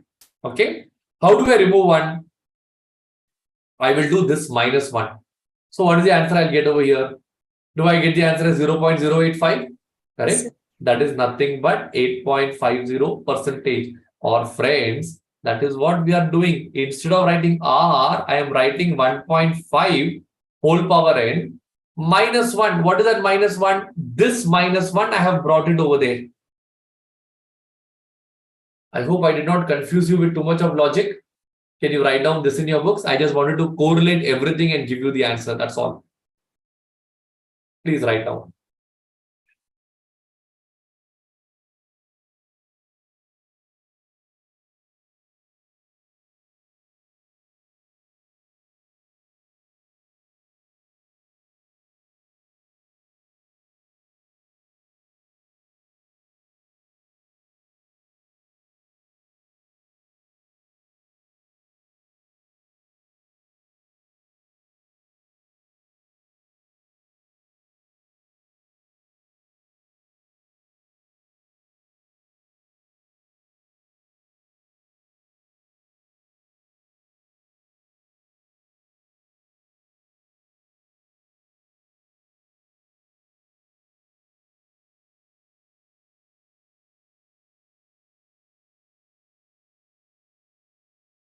Pratibha, I will explain that to you. Can you please unmute yourself so I can interact with you and explain to you? Yes, sir. Pratibha, we'll start from here. Okay, just interact with me. We'll start from this point. Tell me over here, what was the principal amount? 96. Okay, so we did P into 1 plus R whole power n. Are you clear with this one concept? Yes, sir. Correct. So you got 104.5. Hence, what did we do? We took the rate and we got We can- 8.5. Correct. we can. Down, I ignored the P. I only took what? 1 plus 1 R plus whole power R. n. Okay, so when I do like this, do you see a plus 1 over here? 1 plus is there. Am I right? So if you have a 1 plus over here, am I not supposed to remove that 1 plus? How do I remove that 1 plus? By doing minus 1. Okay. Oh, so we'll get the net return value. Exactly. Yes. Oh, okay then. Clear? All right. Okay. Fine. So I've given you the whole logic. Okay. Now I'll just give you the logic in writing that ultimately, can I go to the next page? All of you done writing this? Okay. You can just write down bond equivalent yield provides, I'll go back Shamsia. Okay. Provides investors' expectation without considering compounding.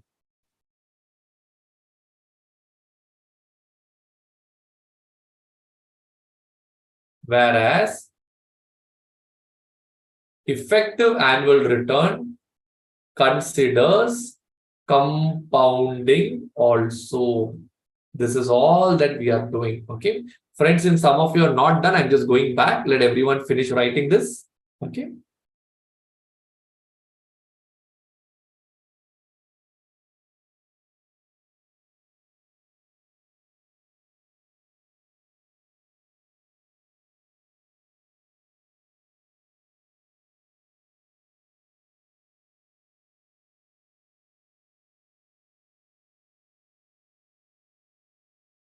Done, friends? Okay. Please write down this in your books now.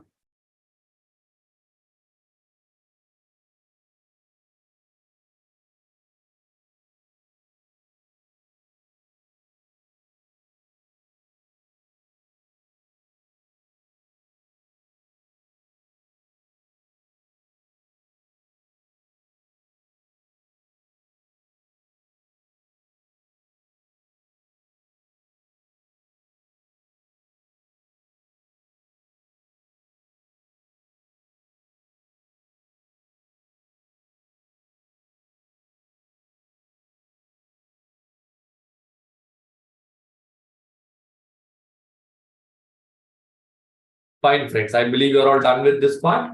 Okay. So let me revise once again, friends. We have learned 3 types of yield as of now. What are the 3 yields that we have learned today? First one is current yield. Okay. What is the second one?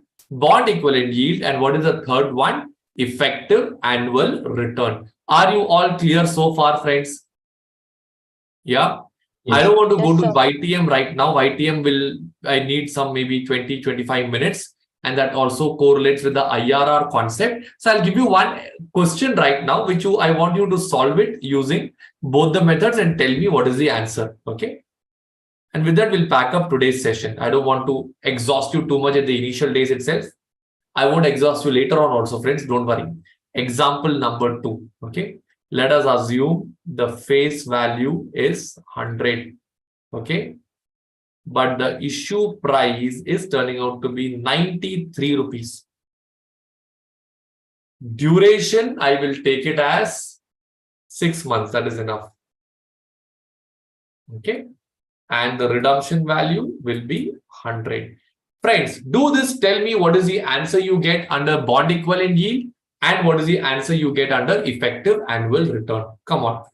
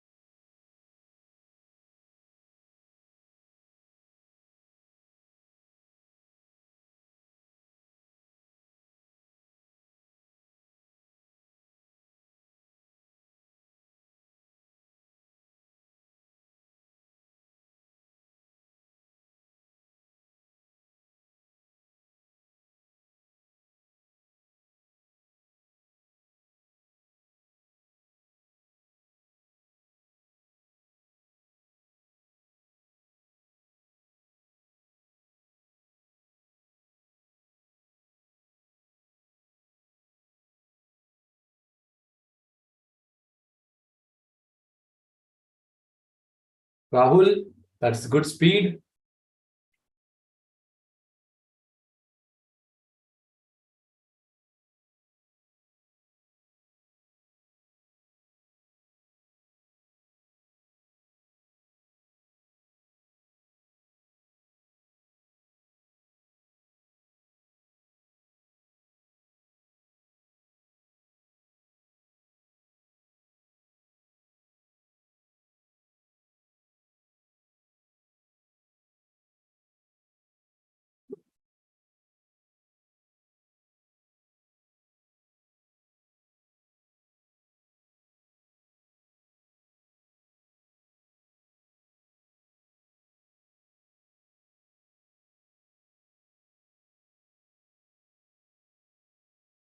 Wonderful, friends. Are you all getting the same answer? Wait. People are getting different answer.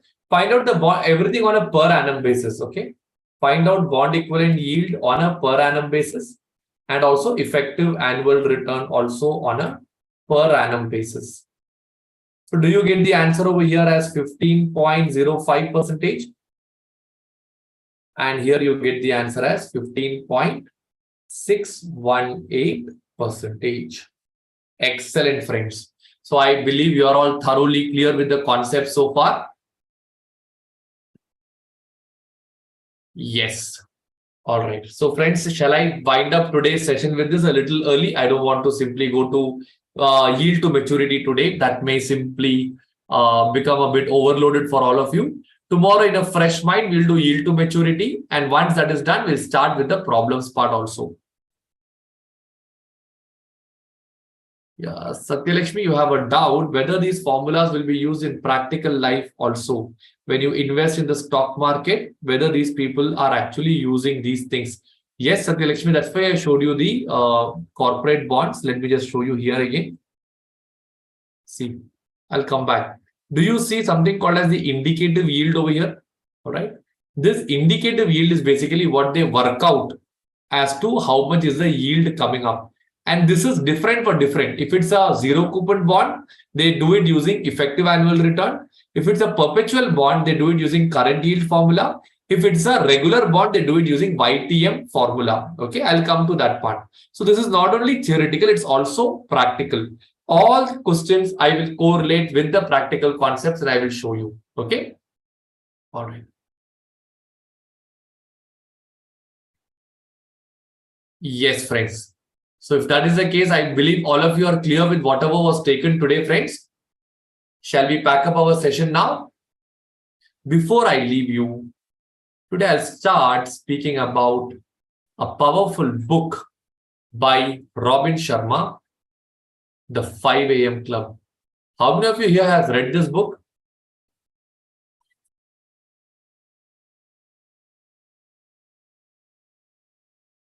Nobody have read this book? Hashir, you have in the bucket list. I'll give you all the highlights of this book. You can definitely buy this. KG, you have read it? Wonderful. Megha, you have heard of it? A must-buy book, friends. This book shares certain life principles which are very, very useful for all of us. This book says that you should wake up in the morning at 5 a.m. From an in-depth reading, what I have understood is either you wake up early in the morning or you sit late at night. Both are equally effective, provided during that time your mobile phone is switched off. No outside distractions allowed. What this book theory says is that if you wake up at 5 a.m. in the morning, from 5 a.m. to 8 a.m., you get 3 hours of time more than what a normal person gets, because normally everyone gets up around 8 o'clock in the morning. All right. So if you wake up at 5 o'clock, you get 3 hours extra. And the best part about this 3 hours is you get 3 hours in silence. This time is highly productive, friends. In fact, I am a person who has a habit of getting up early, but now since my classes are scheduled at night, I have become a night person. But when I used to do it earlier in the morning, now I do it at night.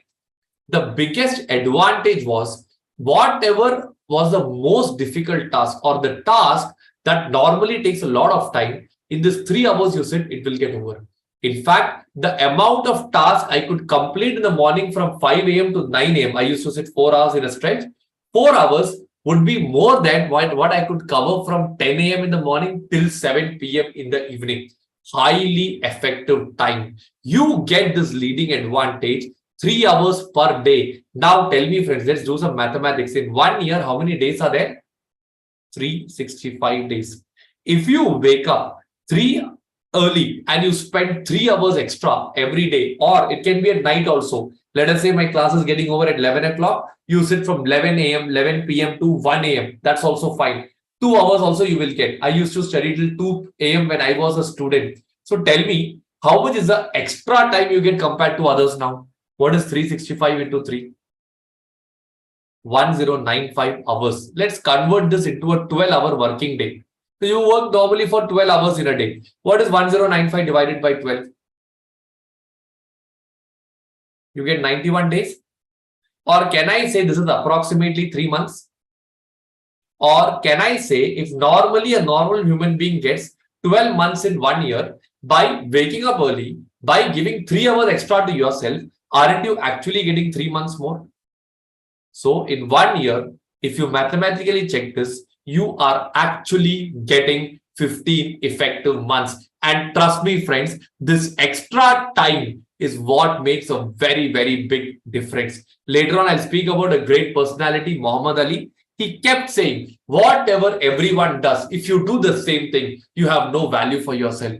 But if you do something what others cannot do, that is what creates real value for you. So if everyone cannot get up at 5 o'clock, you wake up at 5 o'clock, you give that extra 3 hours every single day, bit by bit, you will succeed above, over and above what others are doing. But by doing so, you get the leading advantage, you go forward and you become successful. So today, my message to all of you is, friends, either early morning or late night, please keep for yourself 3 or 2 hours of effective silent time without mobile phone, without any technology. That 2 or 3 hours is going to impact you drastically because you will be able to do so many things that you normally couldn't do, and that will take you to a successful career, not only from a CA perspective, but also in your personal life.